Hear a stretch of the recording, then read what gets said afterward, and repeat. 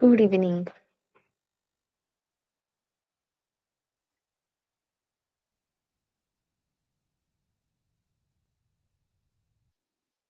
First assignment complete हो गई आपकी? Yes everyone. Algorithms plus code. Nice. और जो कल मैंने टास्क दिया था आपको, addition of sorry sum of digit up to 7 digit, ये कंप्लीट है? नाइस। Good evening. तो अप टू 7 डिजिट कंप्लीट है सबका? और रिवर्स नंबर ट्राई किया?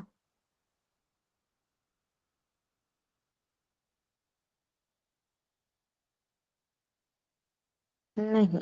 ओके। ठीक है, लेकिन आज और कल 2 दिनों में कंप्लीट कर लोगे ना वो? यस। कल पूरे दिन में ट्राई करोगे reverse number? Perfect. Okay. Nice. Akash, ये एग्जैक्टली क्या है वो बता तो दो। डे 1 से।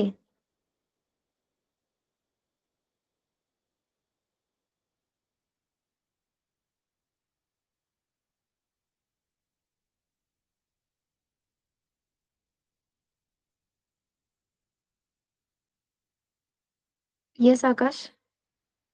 हाँ, अनम्यूट करके बताओ एग्जैक्टली ये मैसेज क्या आता है। एग्जैक्टली क्या टूल आप यूज कर रहे हो, क्यों यूज कर रहे हो? पता नहीं, ऐसे ही आता है।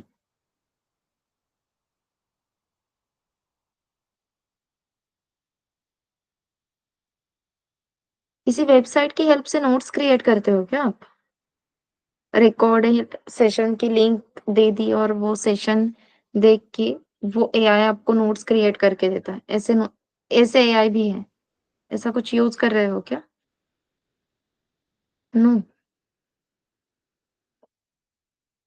अजीब है।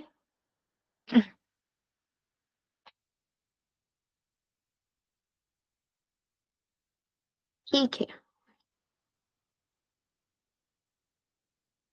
लैब सेशंस कैसे चल रहे हैं? Yes everyone. गुड। सब बढ़िया है। ऑसम। अरे वाह। नाइस।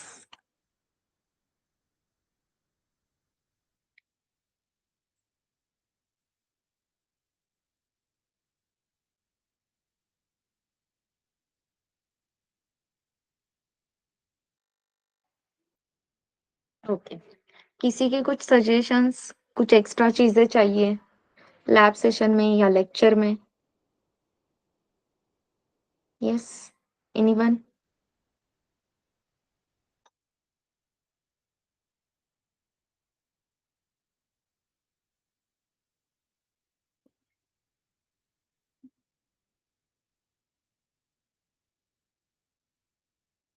अगर आपको कोई भी प्रॉब्लम लगती है, कोई भी डाउट लगता है, तो वो इमीडिएटली क्लियर करवा लेना, ठीक है एवरीवन?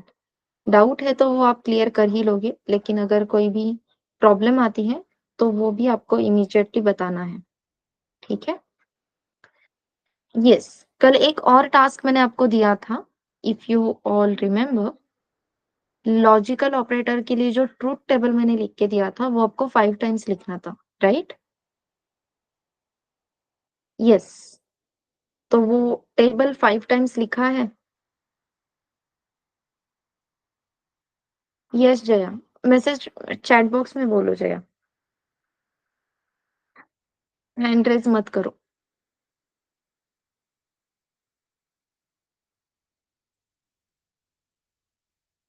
अच्छा। Okay okay.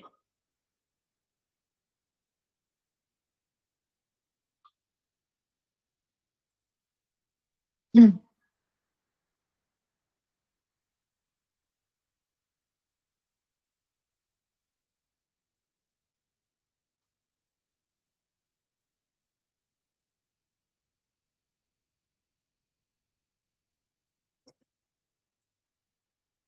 तो सबने ट्रूथ टेबल ड्रॉ किया है और सबको ट्रूथ टेबल क्लियर है, करेक्ट? तो मैं डायरेक्टली एग्जांपल ले सकती हूँ for logical operators. Yes. Example start करने से पहले मुझे अगर एंड ये लॉजिकल ऑपरेटर यूज करना है तो उसे मैं with the help of operator कैसे रिप्रेजेंट करूंगी? एंड ये हम कोडिंग में कैसे रिप्रेजेंट करते हैं?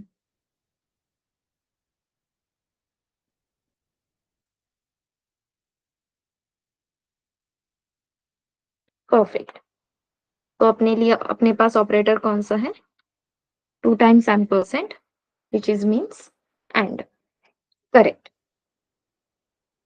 So let us see the examples.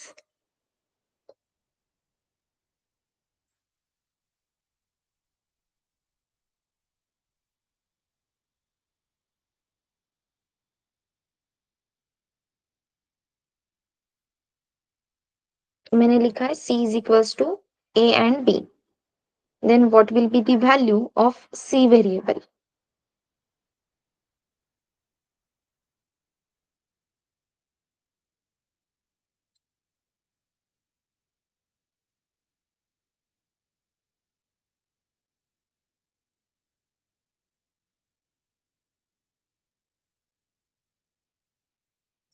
Akanksha, I think आपने मार्गदर्शन सेशन मिस किया है।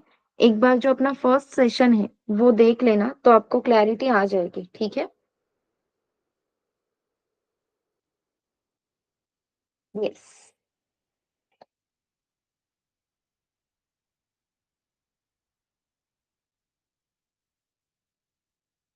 So perfect. लेकिन अपने पास इतने अपने मीटिंग में अराउंड 16 स्टूडेंट्स हैं, तो यहाँ पे 16 रिप्लाई दिखने चाहिए। सबने कल का लेक्चर अटेंड किया था, सबने नोट्स देखे हैं, सेशन रिवाइज किया है, राइट? तो सबके रिप्लाई भी यहाँ पे आने चाहिए ना, सबसे रिस्पॉन्स चाहिए। ये हमेशा ध्यान में रखना जब भी आप दूसरे दिन का सेशन अटेंड कर रहे हो, मेक श्योर कि आपने पहले दिन का सेशन भी अटेंड किया है। क्योंकि कल का सेशन अटेंड नहीं किया, डायरेक्टली आज का सेशन अगर आप अटेंड करोगे तो लिंक नहीं लगेगी। तो ये आपकी रिस्पॉन्सिबिलिटी है, आज शाम का सेशन देखने से पहले कल का सेशन रिवाइज करना, ठीक है? So perfect. सी वेरिएबल में वैल्यू स्टोर हो जाएगी 1। कैसे? क्योंकि ए वेरिएबल में वैल्यू है -5 which is non zero value, and B variable में वैल्यू है 25 which is again non zero values. Non zero value represent true. So true and true दोनों भी अगर आपके ऑपरेंड ट्रू है तो बाय डिफॉल्ट आपका आंसर भी ट्रू आएगा। लेकिन हम ट्रू इस बुलियन फॉर्मेट में आंसर नहीं देते हैं। अपना जो आंसर होता है, जो आउटपुट रहता है, वो इंटीजर फॉर्मेट में रहता है, because our logical operator returns integer value और स्पेसिफिकली 1 और 0। तो यहाँ पे अगर आंसर अपना ट्रू है तो सी वेरिएबल में वैल्यू रिसीव हो जाएगी 1। सबको ये क्लियर है? ठीक है। यहाँ पे मैंने लिखा a is equals to 0, a is equals to 25 and then c is equals to a and b. Then what will be the answer of c?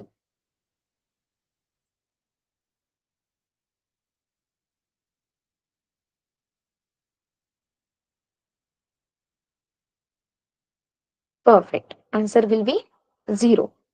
False. क्यों? क्योंकि एंड ऑपरेटर है और एंड ऑपरेटर में अगर एक भी आपका ऑपरेंड की वैल्यू 0 होती है, फॉल्स होती है, तो फाइनल आंसर भी फॉल्स आएगा, ठीक है? देन अगर मैं यहाँ पे लिखती d is equals to a और b, अब इस d वेरिएबल की वैल्यू क्या रहेगी?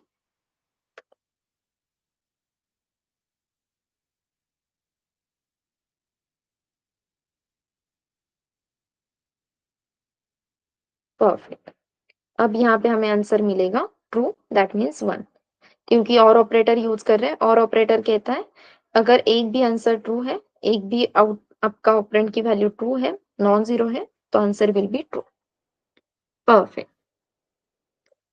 थोड़ा सा ट्विस्ट लेते हैं। A is equals to 10, B is equals to 15 and C is equals to 0।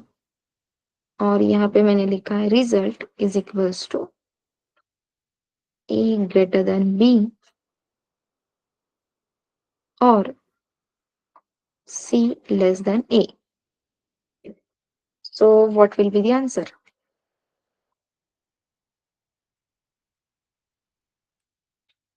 What will be the answer of result variable?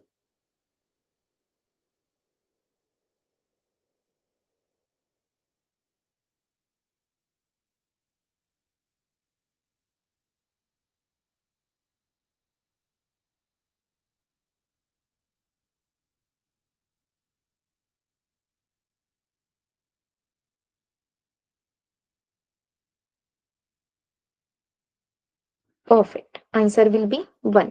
कैसे? सिंपल है। हमने पहले चेक किया A ग्रेटर देन B है क्या, सो 10 ग्रेटर देन 15 है क्या, 10 ग्रेटर देन 15 है क्या, नो। तो आपके फर्स्ट ऑपरेंड से आपको आउटपुट क्या मिलेगा, 0। तो हमें आंसर मिला 0। लेकिन यहाँ पे ऑपरेटर कौन सा है, और ऑपरेटर। तो और ऑपरेटर क्या कहता है, ठीक है फर्स्ट कंडीशन फॉल्स से कोई बात नहीं, हम सेकंड चेक कर लेते हैं। फिर सेकंड में हमने चेक किया C is less than A, तो C वेरिएबल की वैल्यू थी 0, A वेरिएबल की वैल्यू थी 10, सो 0 इज लेस देन 10, ये कंडीशन ट्रू है। तो यहाँ पे आपको आंसर रिटर्न हुआ था 1, क्योंकि रिलेशनल ऑपरेटर भी क्या रिटर्न करते हैं, इंटीजर वैल्यू। सो 0 और 1, final output will be 1। Clear है एवरीवन?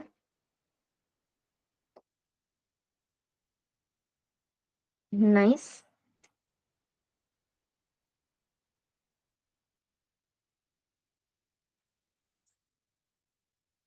ओके, तो अब हम आगे जा सकते हैं फॉर नेक्स्ट ऑपरेटर। यहाँ तक सबको सारे पॉइंट्स क्लियर हैं? Yes everyone?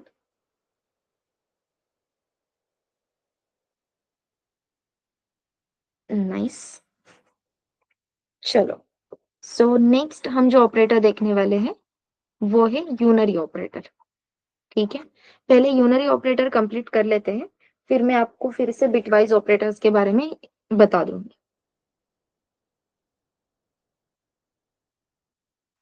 सो यस, अब यूनरी ऑपरेटर दो टाइप के हैं। सबसे पहला रहेगा आपका increment and second one is decrement. So increment and decrement, ये दो टाइप के आपके यूनरी ऑपरेटर्स है।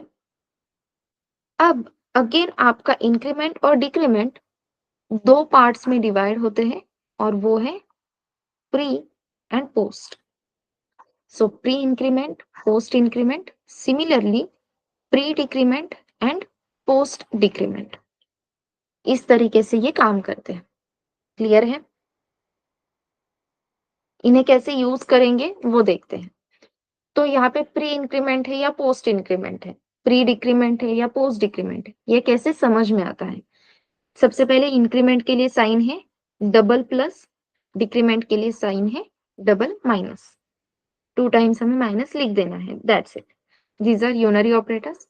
अब यहाँ पे मैंने एक वेरिएबल, चलो कलर चेंज कर लेते हैं।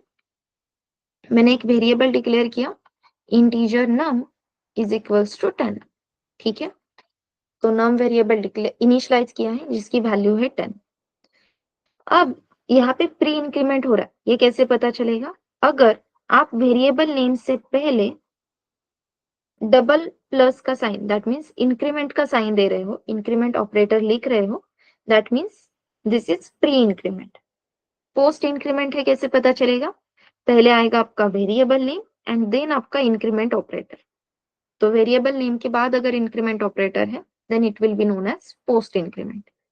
Same goes with pre decrement and post decrement. तो प्री डिक्रीमेंट कैसे लिखोगे, यस एवरीवन?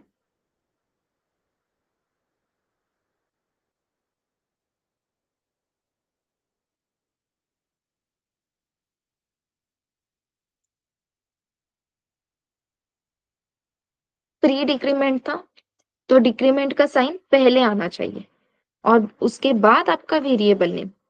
ठीक है विशाल। देन पोस्ट डिक्रीमेंट के लिए क्या करोगे? पहले आएगा आपका variable name, perfect, and then decrement का ऑपरेटर। तो इस तरीके से हम ये ऑपरेटर यूज करते हैं। अगर आपको पहले वाले सेशंस याद होंगे जब मैंने ऑपरेटर आपको एक्सप्लेन किया था, तो यूनरी ऑपरेटर्स को हम यूनरी क्यों बोलते हैं? क्योंकि वहां पे नंबर ऑफ ऑपरेंड एक ही रहता है। तो हमें यहाँ पे दूसरे ऑपरेंड की, दूसरे वेरिएबल की जरूरत है क्या?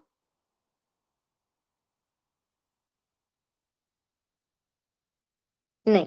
टास्क एग्जीक्यूट करने के लिए तो हमें दूसरे वेरिएबल की जरूरत नहीं है।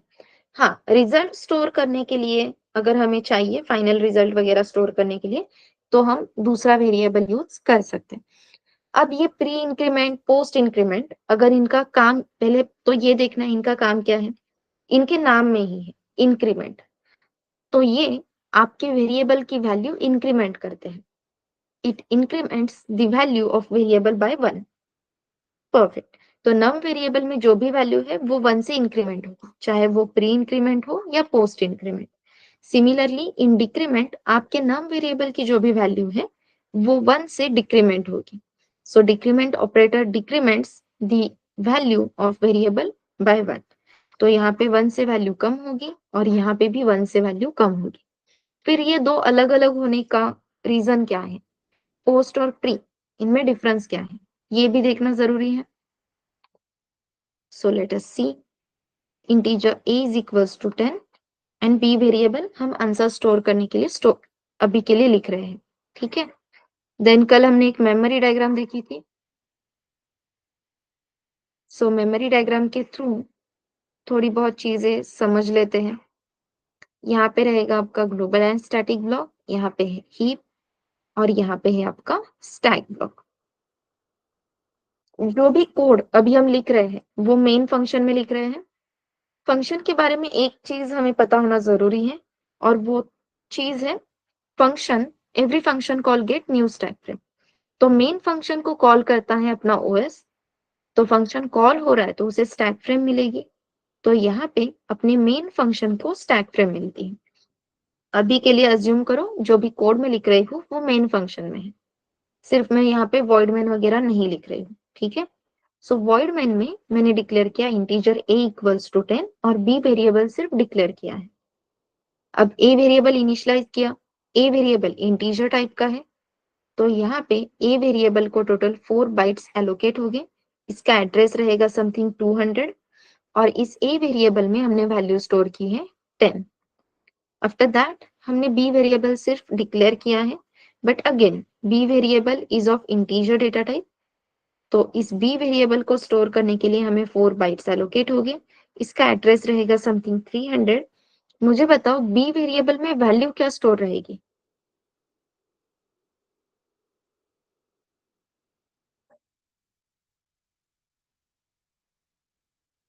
परफेक्ट। तो बी वेरिएबल में वैल्यू क्या स्टोर है? गार्बेज। क्योंकि हमने वेरिएबल को सिर्फ डिक्लेयर किया है। जब भी वेरिएबल सिर्फ डिक्लेयर करेंगे वहां पे हमें गार्बेज वैल्यू मिलेगी। करेक्ट। अब हम देखते हैं आगे के ऑपरेशंस।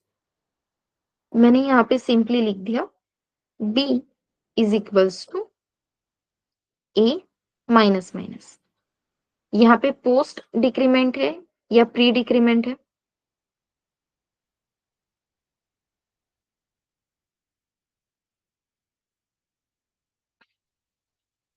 परफेक्ट। हमने जो लिखा है वो पोस्ट डिक्रीमेंट है। ठीक है। क्योंकि पहले वेरिएबल नहीं है, उसके बाद हमने डिक्रीमेंट ऑपरेटर यूज किया। So this is post decrement. अब पोस्ट डिक्रीमेंट का जो वर्किंग है वो कैसे होता है ये समझ लो। पोस्ट डिक्रीमेंट में आप सबसे पहले जो चीज कंसिडर करते हो वो है असाइनमेंट। ठीक है। तो ये असाइनमेंट ऑपरेटर लेने का रीजन भी यही था। सबसे पहले आप क्या करोगे यहाँ पे? असाइनमेंट। तो ए वेरिएबल की जो भी वैल्यू है, ए वेरिएबल की वैल्यू क्या है अभी? 10। परफेक्ट। सो ए वेरिएबल की जो एक्चुअल वैल्यू है, ओरिजिनल वैल्यू है, वो सबसे पहले आपके बी वेरिएबल को असाइन होगी। परफेक्ट। तो बी वेरिएबल में वैल्यू स्टोर हो जाएगी 10। एंड इसके बाद अपना जो ए वेरिएबल है, इस ए वेरिएबल की वैल्यू डिक्रीमेंट होगी। ठीक है, फर्स्ट असाइन देन डिक्रीमेंट। अब ए वेरिएबल की वैल्यू डिक्रीमेंट होगी एंड देन ए वेरिएबल की वैल्यू हो जाएगी 10 से 9। पोस्ट डिक्रीमेंट कैसे काम करता है ये क्लियर है?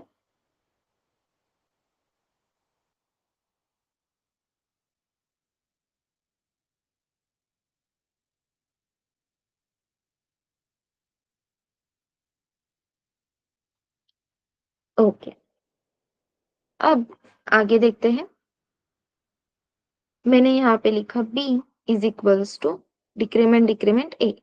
यहाँ पे कौन सा डिक्रीमेंट है, प्री या post? Perfect.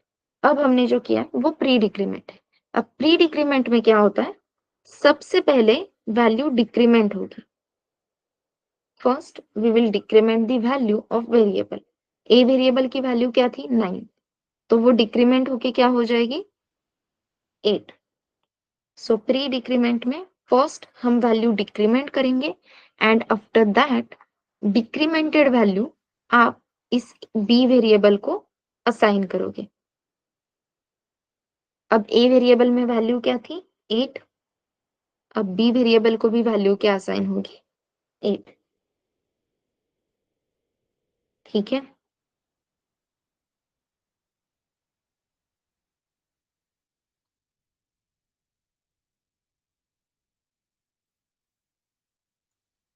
So in pre decrement what we do, first decrement then assign. Whereas post decrement में क्या होगा, first assign then decrement. Clear है?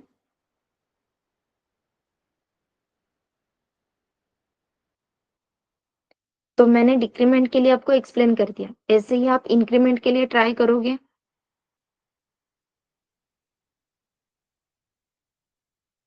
स्टार करके नोट करो ना, यस।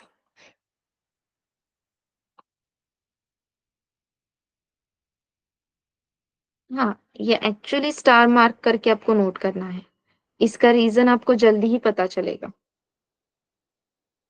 ये बहुत इंपॉर्टेंट चीज है।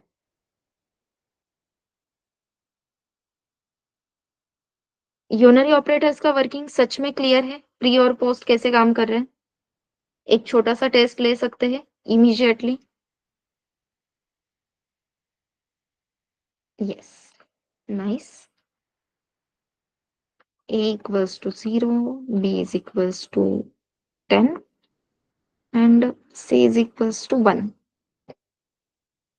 So result is equals to a plus plus and minus minus c. What will be the answer? Sorry, यहाँ पे प्लस प्लस है, a plus plus and plus plus c। तो रिजल्ट वेरिएबल में value क्या रहेगी?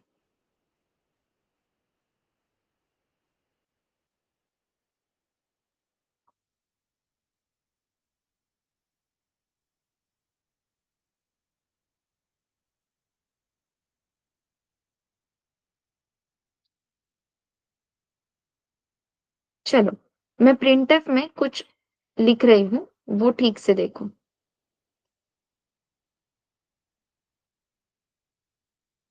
Percent d and percent d, e c and result. So आपको मुझे तीनों वेरिएबल्स की वैल्यू बतानी है। ए वेरिएबल की वैल्यू क्या रहेगी, सी और रिजल्ट। ये तीनों वेरिएबल्स की वैल्यू मैं यहाँ पे प्रिंट कर रही हूँ। तो सॉरी साक्षी, सोम्या एंड निखिल, आपको ये आंसर फिर से देना होगा।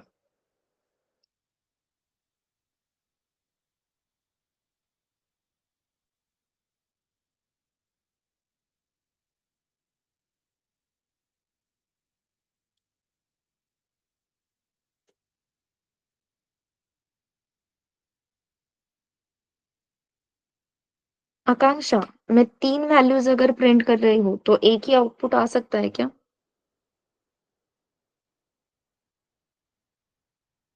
A equals to 1, C equals to 2 and result equals to 1. Okay Shubham.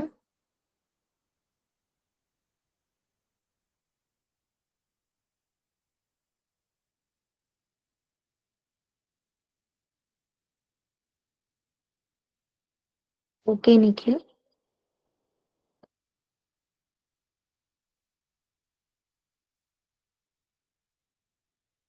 9। Okay. 091। ठीक है।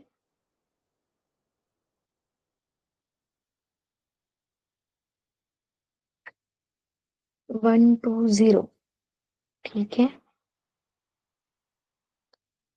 तुम भी शुभम, सीरियसली? ठीक है, आप क्या कर सकते हैं?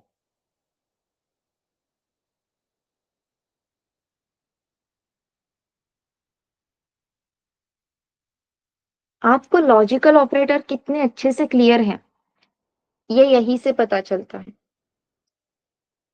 ठीक है। कैसे, वो देखो। मैंने यहाँ पे a प्लस प्लस लिखा, कौन से टाइप का इंक्रीमेंट है ये?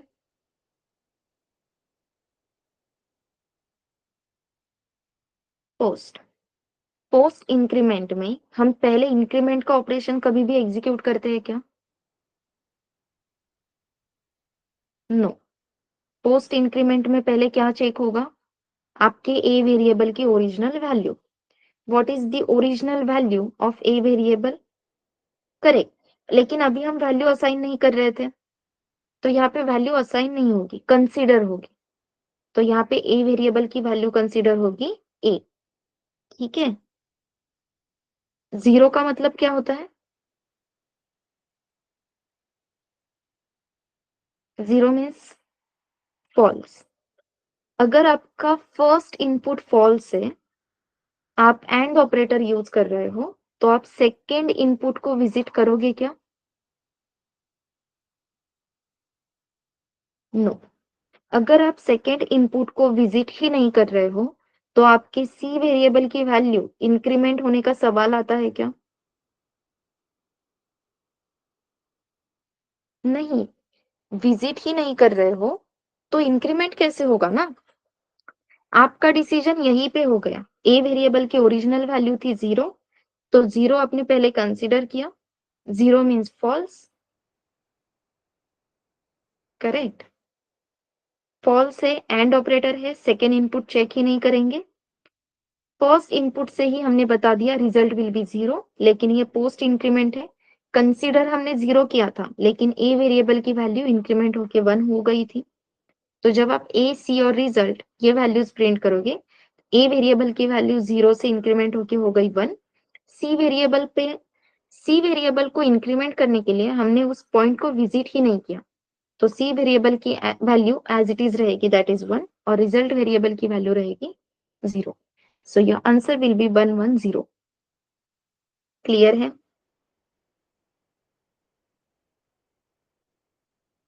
एवरीवन? तो अपने लॉजिकल ऑपरेटर्स के जो रूल्स है, वो ऐसे क्वेश्चंस में बहुत काम आते हैं, और यही रीजन था 5 टाइम्स लिखने का।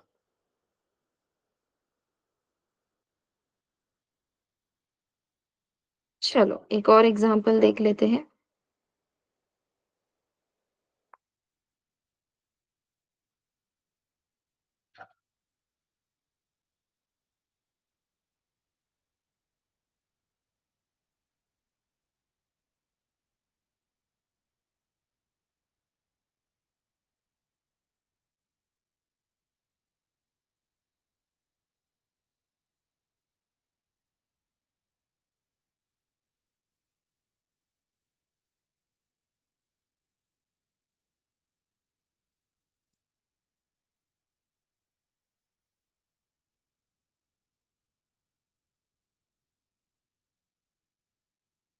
Yes. What will be the output?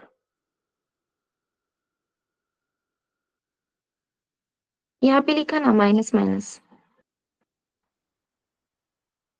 यहाँ पे एंड है।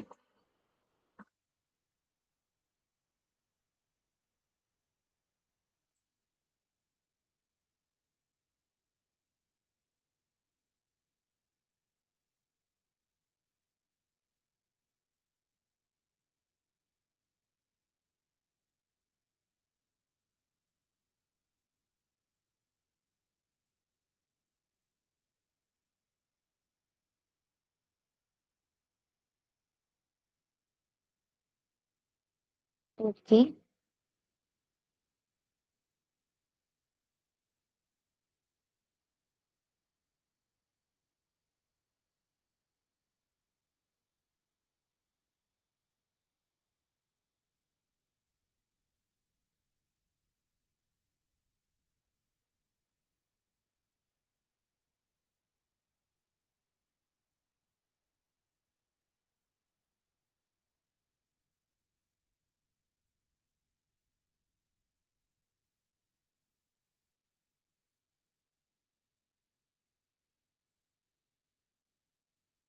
ओके,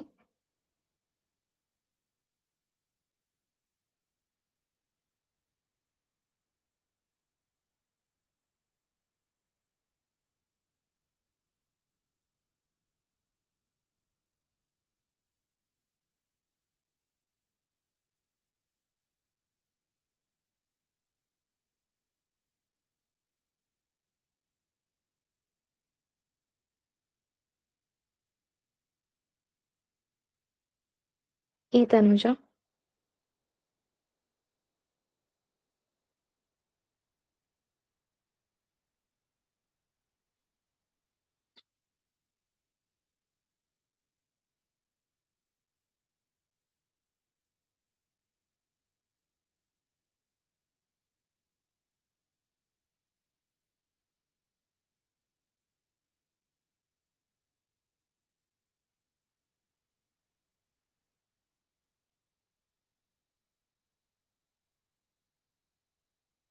09110921। ओके, हाँ बस ऑनेस्टली पेन पेपर पे ही करना है। हाँ, कोड नहीं लिखेगा कोई भी अभी।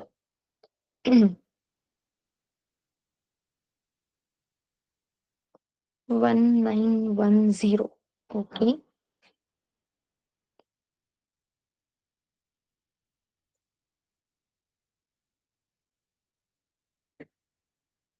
0911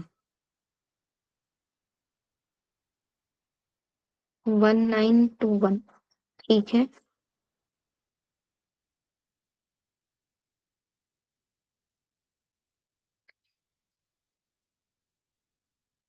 1911। ओके,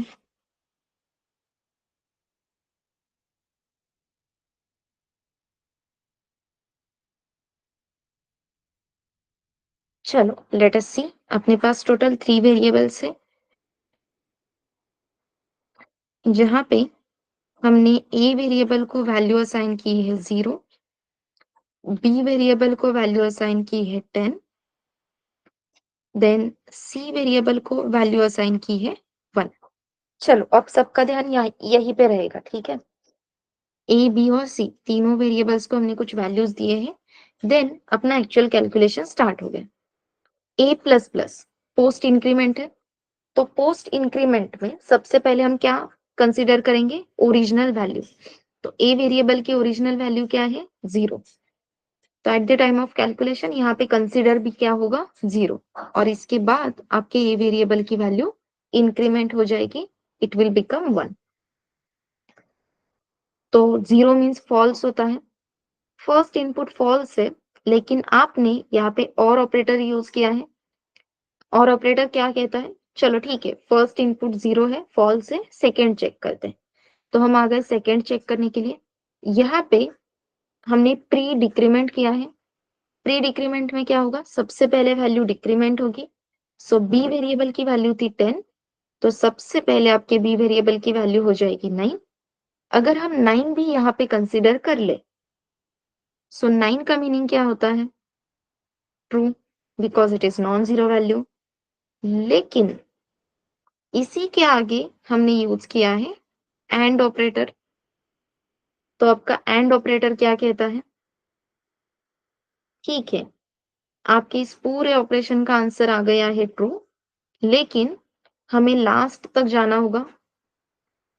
और लास्ट में हमने जो ऑपरेशन एग्जीक्यूट किया है वो है C plus plus, post increment है। तो सबसे पहले सी की ओरिजिनल वैल्यू यहाँ पे कंसीडर होगी, वैल्यू यहाँ पे कंसीडर होगी 1, और फिर सी वेरिएबल की वैल्यू इंक्रीमेंट होके हो जाएगी 1 से 2। लेकिन फिर भी 1 अगेन नॉन जीरो वैल्यू है, सो बेसिकली इस पूरे ऑपरेशन से हमें आंसर क्या मिला है फाइनल? ट्रू, क्योंकि 0 और 9 answer is true, then true and 1, again true and true, answer is 1। तो आपके रिजल्ट वेरिएबल में वैल्यू क्या आ जाएगी? 1। अब मुझे बताओ आंसर क्या रहेगा? 1921, जो सिर्फ प्राजक्ता ने दिया था। So nice Prajakta, perfect, clear है?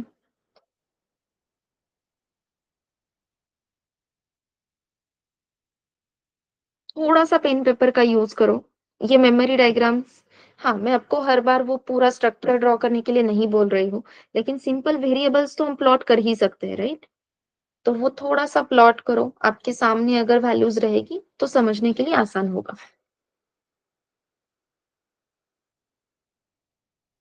क्लैरिटी आ रही है? लैब सेशन में ऐसे और क्वेश्चंस आपके कल हो जाएंगे, तो आपकी और प्रैक्टिस भी हो जाएगी, ठीक है?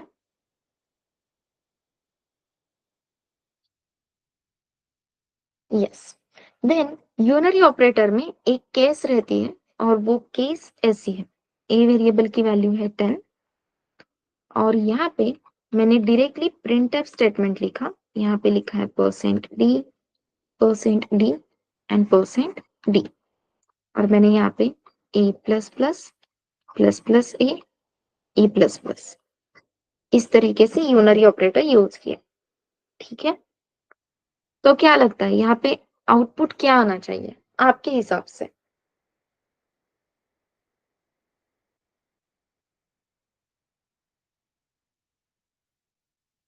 गलत हुआ तो भी चलेगा। What should be the answer?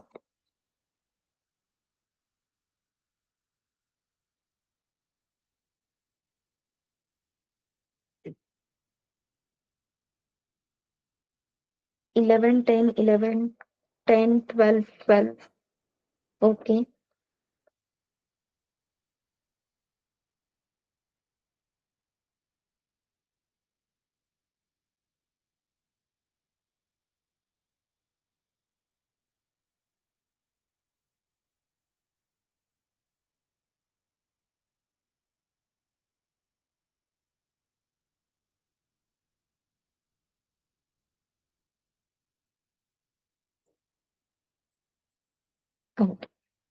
तो अगर आपके एमसीक्यू में आपको ऐसा क्वेश्चन आता है तो वहां पे एक ऑप्शन भी रहेगा, and that option will be compiler dependent, ठीक है? बहुत बार अपने एमसीक्यू में अपने बहुत सारे क्वेश्चंस का आंसर होता है कंपाइलर डिपेंडेंट। ऐसा क्यों? नहीं, एरर नहीं आएगा। This case is compiler dependent, मतलब आपका आउटपुट क्या आएगा ये कंप्लीटली कंपाइलर पे डिपेंड करता है। कुछ कंपाइलर्स रहते हैं जो प्रिंटफ का जो स्टेटमेंट है वो लेफ्ट टू राइट डायरेक्शन में वर्क होता है, ठीक है? या लेफ्ट टू राइट डायरेक्शन में वो काम करते हैं, वेयर एज कुछ functions right to left direction में काम करते हैं। अगर आपके फंक्शन ने राइट टू लेफ्ट डायरेक्शन में काम किया तो सबसे पहले हम कौन सा वेरिएबल देखेंगे? ए प्लस प्लस, ठीक है? Correct, post increment. तो पोस्ट इंक्रीमेंट में क्या होता है? ओरिजिनल वैल्यू कंसीडर होती है, उसके बाद वो वैल्यू डिक्रीमेंट होगी। सो जो लास्ट वेरिएबल है उसके लिए वैल्यू प्रिंट होगी 10, उसके बाद वो इंक्रीमेंट होके ए वेरिएबल में जो इनिशियली वैल्यू 10 थी वो हो जाएगी 11। देन नेक्स्ट आपने लिखा है ऑपरेशन प्री इंक्रीमेंट। तो पहले जो 12 है वो इंक्रीमेंट हो जाएगा, इट विल बिकम 12, और फिर आप यहाँ पे प्रिंट करोगे 12। देन है आपके पास पोस्ट इंक्रीमेंट। पोस्ट इंक्रीमेंट में अगेन जो एग्जिस्टिंग वैल्यू है वो कंसिडर होगी, और फिर इट विल बिकम 13, ठीक है? या फिर कुछ कंपाइलर, जैसे मैंने कहा, लेफ्ट टू राइट डायरेक्शन में काम करते हैं, तो सबसे पहले फर्स्ट %d जो है वो आपके फर्स्ट वेरिएबल को विजिट करेगा। तो यहाँ पे आएगा a plus plus, again post increment है, a वेरिएबल की इनिशियल वैल्यू क्या थी आपकी? 10। तो जो 10 है वो यहाँ पे एज इट इज प्रिंट हो जाएगा, देन इट विल बिकम 11। फिर आ गया प्री इंक्रीमेंट, तो 12 11 से पहले हो जाएगा 12, तो यहाँ पे प्रिंट होगा 12, देन पोस्ट इंक्रीमेंट, तो 12 एज इट इज प्रिंट होगा, देन इट विल बिकम 13। तो या तो आपका आंसर 12 12 10 हो सकता है, या फिर 10 12 12 हो सकता है। क्लियर है? 11 10 11 ये आंसर क्यों नहीं रहेगा, ये क्लियर है? अगर आपकी वैल्यू एक बार इंक्रीमेंट होती है तो वो डिक्रीमेंट क्यों होगी? दोनों जगह पे हमने इंक्रीमेंट ऑपरेटर यूज किया है, ठीक है? That's why this case is known as compiler dependent. Okay everyone, clear है?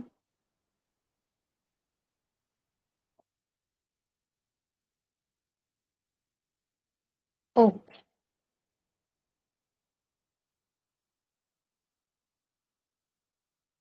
ये आप डिफरेंट डिफरेंट कंपाइलर्स में, या हर एक मतलब आप में से सब लोग अगर ये केस ट्राई करोगे तो हो सकता है, चांसेस है किसी के कंपाइलर में ये आंसर अलग आ जाएगा, फिक्स अलग ही आएगा, ऐसा कुछ गारंटी नहीं है, चांसेस है। तो ट्राई करके देखो, अगर डिफरेंट आंसर्स आ जाते हैं तो हमारे पास एक पीओसी रह जाएगा, प्रूफ ऑफ कंसेप्ट मिल जाएगा कि ये इस तरीके से काम करता है, ठीक है?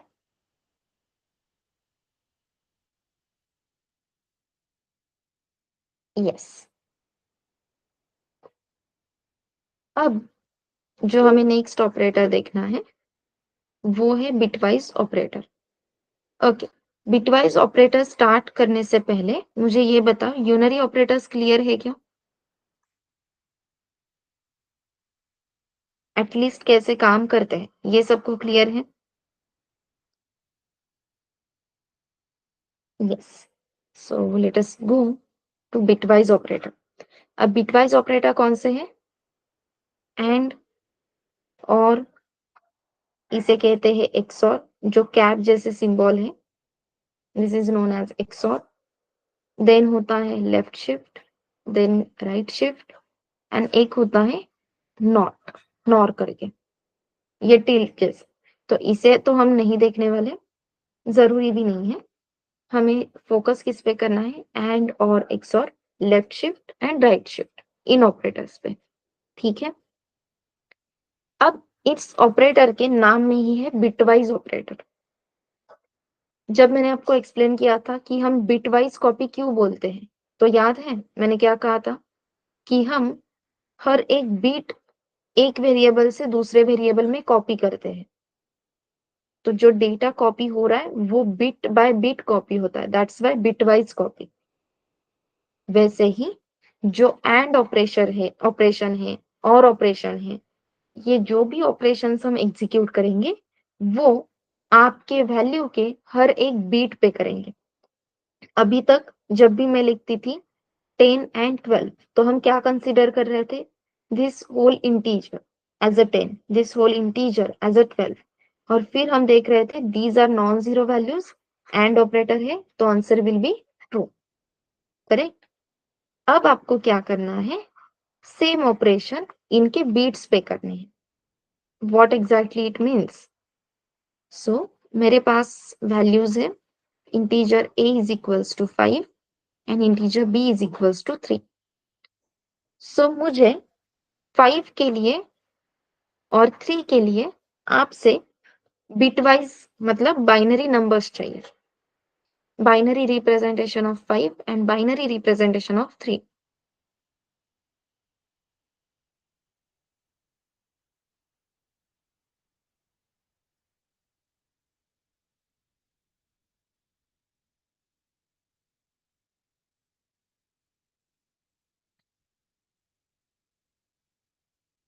हाँ, मैं कुछ ऑपरेशन यहाँ पे लिख रही हूँ, तब तक आप मुझे 5 और 3 के लिए बाइनरी रिप्रेजेंटेशन बता दो। आई थिंक सबको याद है। हाँ,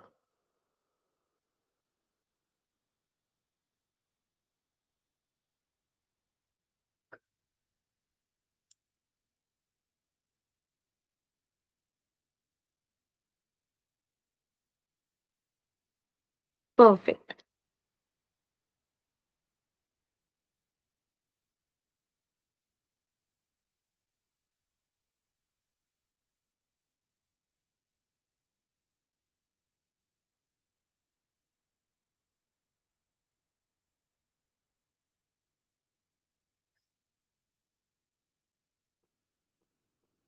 तो yes, 0101 is the binary code for 5 and 0011 is the binary code for 3. And operator का रूल सबको याद है?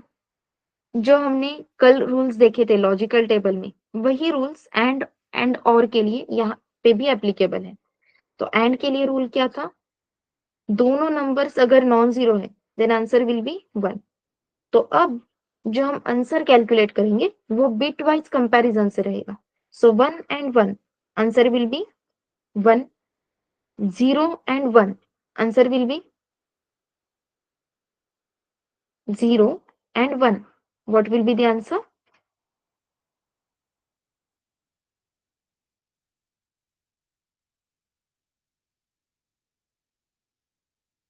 0 का मीनिंग क्या होता है? फॉल्स। 1 का मीनिंग होता है true. False and true. And का रूल क्या है? अगर एक भी ऑपरेंड की वैल्यू फॉल्स है then answer will be 0। So 0 and 1 0, 1 and 0 again 0। तो 0 एंड 0 ऑब्वियसली 0। तो 0 0 0 1 ये जो बाइनरी कोड आपको एज आंसर मिला है वो कौन से डेसिमल नंबर को रिप्रेजेंट करता है?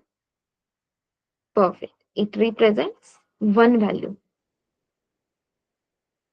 तो आपके रिजल्ट 1 वेरिएबल में वैल्यू क्या आ जाएगी? 1।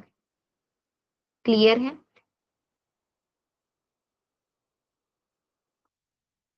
अब और ऑपरेटर के लिए ये कैसे काम करेगा? तो अगेन सिंपल है। यहाँ पे 5 का रिप्रेजेंटेशन कैसे है? 0 1 0 1। देन 3 का रिप्रेजेंटेशन है 0 0 1 1। और हम यहाँ पे ऑपरेटर यूज कर रहे हैं वो है और 1 और 1। What will be the answer? 1। Perfect. Then 0 और 1 what will be the answer? Yashwant, अगर दोनों इनपुट आपके ट्रू है तो आंसर फॉल्स क्यों आएगा? आंसर विल बी 1, ठीक है। सो यस, 0 और 1 अगेन आंसर विल बी 1। 1 और 0 1, 0 और 0 परफेक्ट, 0 और 0 0। अब जो आपको बाइनरी कोड मिला है वो कौन सा नंबर रिप्रेजेंट करता है?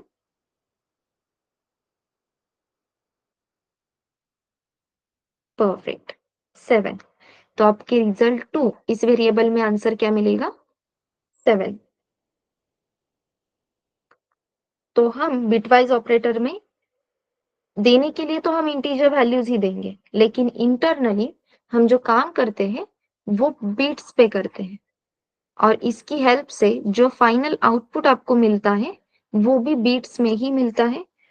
वो हम बाइनरी जो भी कोड मिलता है उसे फिर से डेसिमल में कन्वर्ट करके एज अ रिजल्ट डिस्प्ले करते हैं, ठीक है। And then last but not least जो हमने लिखा है एक्सओर ऑपरेटर। अब एक्सओर के लिए मैंने आपको टेबल नहीं लिख के दिया है, आई नो दैट, लेकिन एक्सओर ऑपरेटर बहुत ही अतरंगी है ऐसा आप कह सकते हैं। क्यों? क्योंकि इसका कहना है अगर दोनों ऑपरेंड्स की वैल्यू ट्रू है, दोनों ऑपरेंड्स की वैल्यू ट्रू है तो आंसर विल बी फॉल्स। दोनों ऑपरेंड्स की वैल्यू अगर फॉल्स है then again answer will be false. लेकिन अगर आपका एक ऑपरेंड ट्रू है दूसरा ऑपरेंड फॉल्स है तो आपका आंसर 1 आएगा। बेसिकली एक्सओर ऑपरेटर को दोनों ऑपरेंड्स की वैल्यू सेम रहेगी तो प्रॉब्लम है, अगर दोनों ऑपरेंड्स की वैल्यू डिफरेंट है तो ये ठीक से काम करेगा, ठीक है। सो 0 1 0 1 रिप्रेजेंट्स 5, 0 0 1 1 रिप्रेजेंट्स 3। तो आप मुझे बताओ what will be the answer? पूरा बाइनरी कोड बताओ इसके लिए फॉर एक्सओर।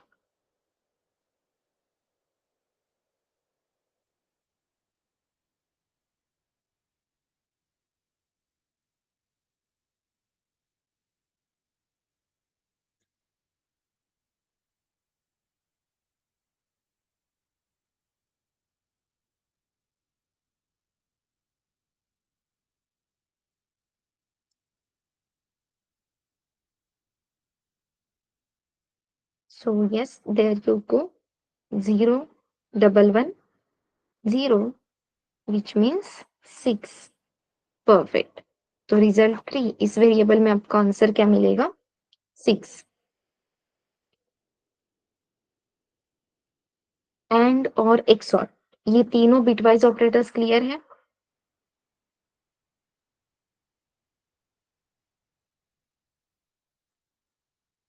यस।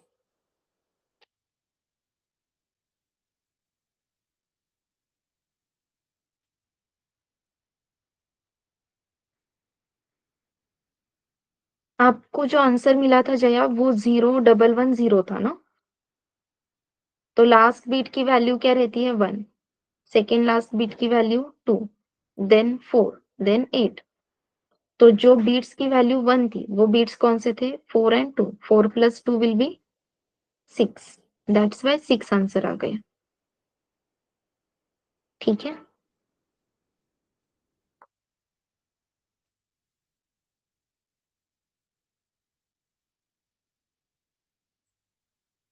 यस। अगर ये तीनों ऑपरेटर्स क्लियर हैं, तो हम शिफ्ट ऑपरेटर देखें।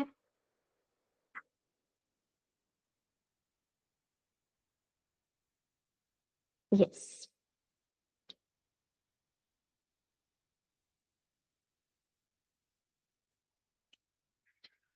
तो सबसे पहले जो हम देखने वाले हैं, वो है आपका लेफ्ट शिफ्ट ऑपरेटर।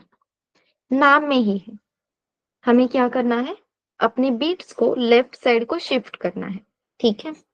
अब ये वर्क कैसे होता है? तो सबसे पहले हमें चाहिए एक नंबर। नंबर फॉर एग्जांपल मैंने लिया 10। ठीक है। सो 10 का, अब ये लेफ्ट शिफ्ट ऑपरेटर काम कैसे करता है? अगेन ये एक चीज इंपॉर्टेंट है, हमें लिखना है result is equals to num variable की वैल्यू आपको शिफ्ट करनी है लेफ्ट साइड को। ठीक है। लेकिन जो शिफ्टिंग होगा वो बिट वाइज होगा। अब आप जब बोल रहे हो नम वेरिएबल की वैल्यू को लेफ्ट साइड में शिफ्ट करना है या बीट्स को लेफ्ट साइड में शिफ्ट करना है, तो एग्जैक्टली कितने बीट्स को शिफ्ट करना है, ये भी आपको बताना होगा। तो ये नंबर ऑफ बीट्स आप यहाँ पे मेंशन करते हो। सो नम लेफ्ट शिफ्ट 2, इसी का मतलब क्या है? आपने बोल दिया 2 बीट्स को लेफ्ट साइड को शिफ्ट करना है। ठीक है। पॉइंट क्लियर है? सिंपल। इमेजिन करो आपके पास एक ऑब्जेक्ट है, कोई भी ऑब्जेक्ट है, और आपको, हाँ, ये साक्षी, मैं फिर से उस पॉइंट पे आती हूँ, अभी के लिए ये इस पे ध्यान दो। आपके पास एक ऑब्जेक्ट है और आपको उस ऑब्जेक्ट को लेफ्ट साइड को शिफ्ट करना है। ठीक है। तो फोर्स कौन से साइड से अप्लाई करोगे, लेफ्ट साइड से या राइट साइड से?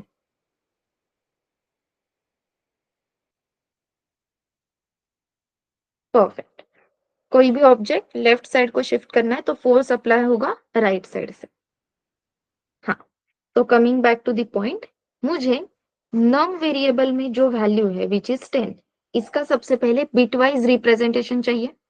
तो मुझे जरा बिटवाइज रिप्रेजेंटेशन बता दो 10 वैल्यू रिप्रेजेंट करने के लिए।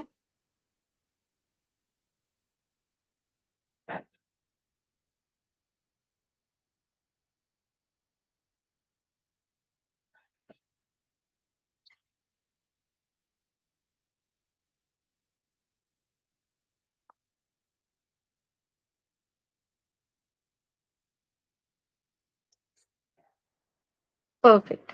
1010, तो यहाँ पे वैल्यू स्टोर रहेगी 1010, और ये सारे बिट्स यहाँ पे हैं 000। अब मुझे इस नंबर को 2 बिट्स से शिफ्ट करना है। कौन से साइड को?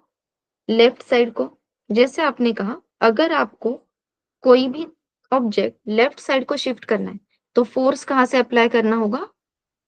राइट हैंड साइड से। तो फोर्स यही से अप्लाई होगा। ये पॉइंट क्लियर है? यस। तो हमें हर एक बीट को लेफ्ट साइड को शिफ्ट करना है। ठीक है। तो ये 0 यहाँ पे चला जाएगा, ये 0 यहाँ पे, 0 यहाँ पे, 0 यहाँ पे। अब ये 1 यहाँ पे शिफ्ट होगा, तो 1 यहाँ पे आ गया। देन यहाँ पे 0 आ गया, फिर यहाँ पे 1 आ गया एंड अगेन यहाँ पे आ गया 0 और यहाँ पे एक्स्ट्रा जो मतलब यहाँ पे जो बीट खाली होगा वो फिल करेंगे हम 0 से। लेकिन अभी हमने जो डेटा शिफ्ट किया वो एक-एक बीट से किया। हमें कितने बीट से शिफ्ट करना था? 2 बीट से। तो अगेन सेम ये शिफ्टिंग का ऑपरेशन फिर से एग्ज़ीक्यूट होगा। 0-0 तो एज़ इट इज़ रहेंगे, लेकिन यहाँ पे 1 है। इस 1 को आप शिफ्ट करोगे तो यहाँ पे आ जाएगा 1, इस 0 को शिफ्ट करेंगे, यहाँ पे 1 की जगह पे 0 हो जाएगा। बेसिकली आपका जो एक्चुअल बिटवाइज़ कोड था वो 1010 था। आप इसे 2 बिट से शिफ्ट कर रहे हो, दैट मीन्स ये हो जाएगा 1010, 2 बिट्स आगे शिफ्ट हो जाते हैं, तो एंड के 2 बिट्स में क्या वैल्यू ऐड हो जाएगी? 0। ये पॉइंट क्लियर है? आगे के 2 बिट्स में वैल्यू क्या स्टोर हो जाएगी? 0, क्योंकि आपने राइट हैंड साइड से फोर्स अप्लाई किया था। अगर 2 बिट्स आगे शिफ्ट हो जाते हैं, तो लास्ट के जो 2 बिट्स थे, वो एम्प्टी हो जाएंगे। तो उन्हें हम कैसे फिल करेंगे? With the help of 0। अब मुझे बताओ, ये जो बाइनरी कोड आपके सामने है, ये क्या रिप्रेजेंट करता है? कौन-सा डेसिमल नंबर ये रिप्रेजेंट करता है?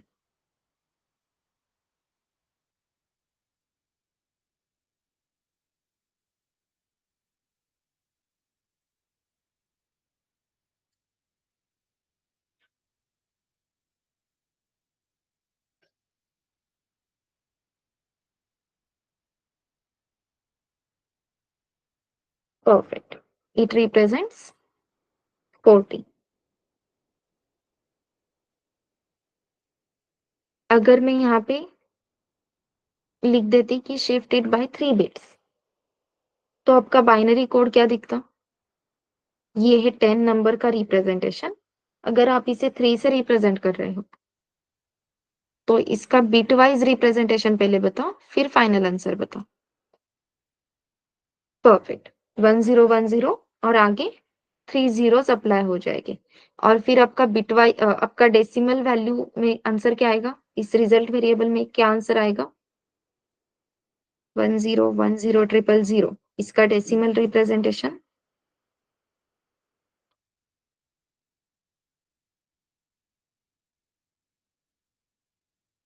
परफेक्ट। क्लियर है? जैसे लेफ्ट शिफ्ट ऑपरेटर में अपने जो बिट्स थे वो लेफ्ट साइड को शिफ्ट हुए, वैसे ही राइट शिफ्ट ऑपरेटर में क्या होगा? Exactly opposite. दैट मीन्स अपने बिट्स कौन से साइड में शिफ्ट हो जाएंगे?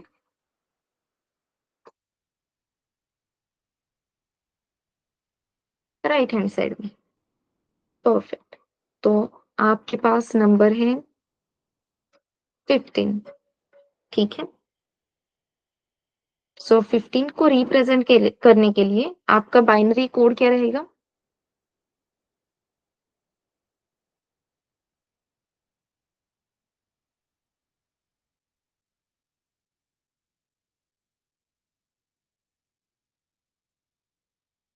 परफेक्ट।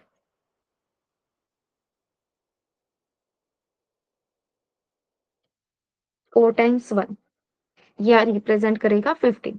राइट शिफ्ट ऑपरेटर है, मैंने यहाँ पे बोल दिया result is equals to number, sorry, number right shift 2, ठीक है? तो हम दो दो नंबर्स कौन से साइड को शिफ्ट करेंगे? राइट साइड को।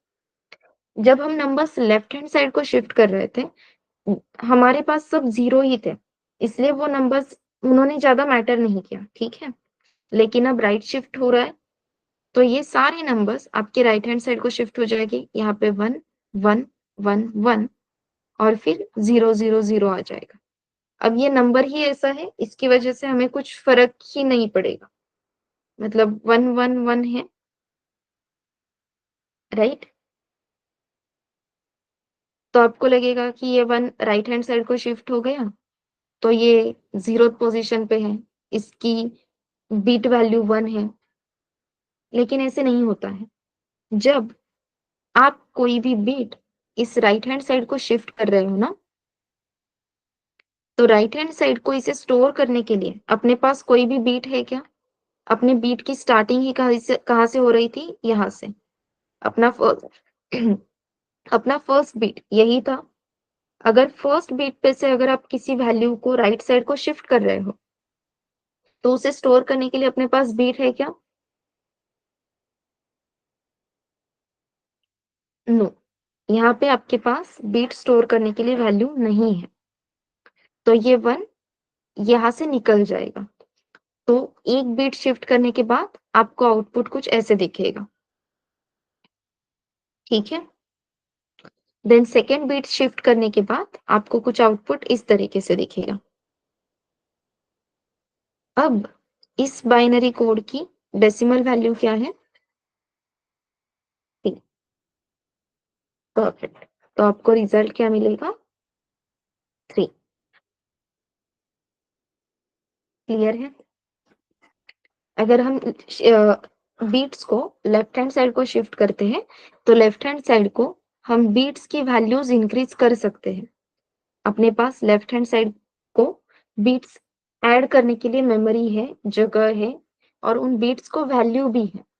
लेकिन अगर आपका कोई बीट राइट हैंड साइड को जाता है, तो राइट हैंड साइड को जाने वाले बीट के लिए आपके पास कोई भी वैल्यू ही नहीं है। तो हमें सिर्फ उस बीट को इग्नोर करना होगा, निकालना होगा। पॉइंट क्लियर है एवरीवन?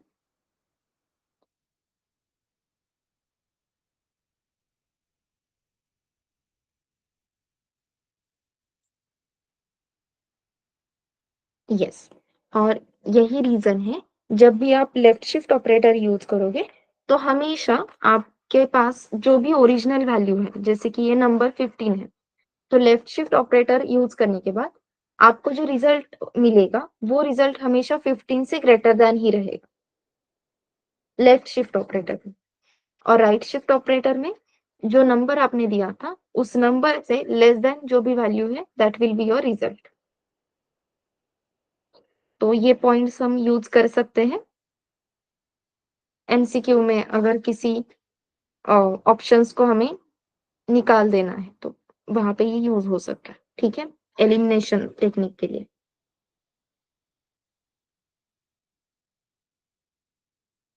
यस। तो बिटवाइज ऑपरेटर्स क्लियर है?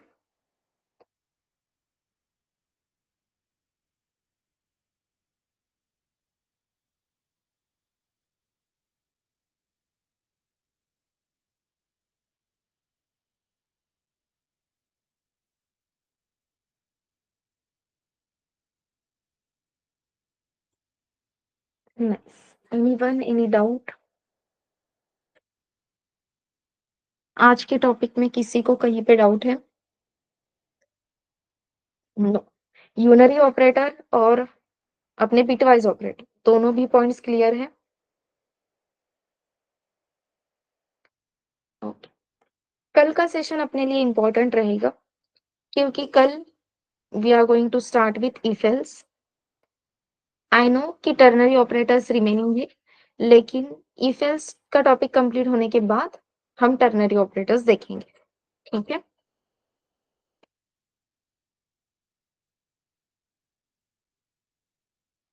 Okay everyone? यस। तो कल का सेशन टाइम पे ज्वाइन करना है। यस।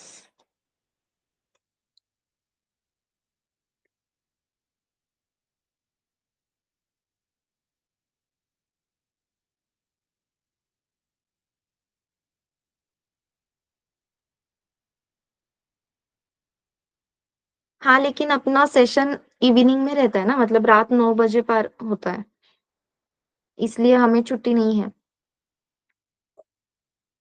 हाँ, लैब सेशंस भी रहेंगे, क्योंकि एक लैब आपकी सुबह है, और मतलब दोनों भी लैब सेशन मॉर्निंग टाइम में ही कवर हो जाते हैं। फिर आपके पास वोटिंग के लिए एक के बाद का टाइम है। हाँ, मुझसे आप जुगाड़ पूछ लो, मैं आपको सारे जुगाड़ बता दूंगी। कोडिंग में कोड कॉपी पेस्ट कैसे करते हैं, ये भी मैं आपको सिखा दूंगी। हाँ, स्किल होता है वो। एक्चुअली स्मार्ट वर्क करना आना चाहिए, ठीक है? और स्मार्ट वर्क करने के लिए हम बहुत बार कोड कॉपी पेस्ट ही करते हैं, वो करना ही है। लेकिन ये समझना ज़रूरी है कि कौन-सा कोड का पार्ट आपको कॉपी करना है और कहाँ पे पेस्ट करना है। ये चीज़ समझ में आना इज़ द स्मार्ट थिंग, ठीक है? तो वो हम सीखेंगे, डोंट वरी।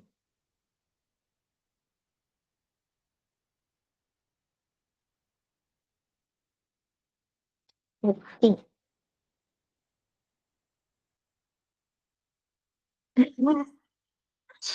नहीं, नहीं।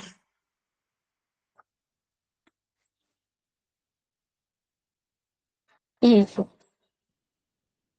चलो एवरीवन फिर कल मिलते हैं। किसी को कोई डाउट नहीं है पक्का? Okay, nice. चलो then, bye bye everyone. Good night.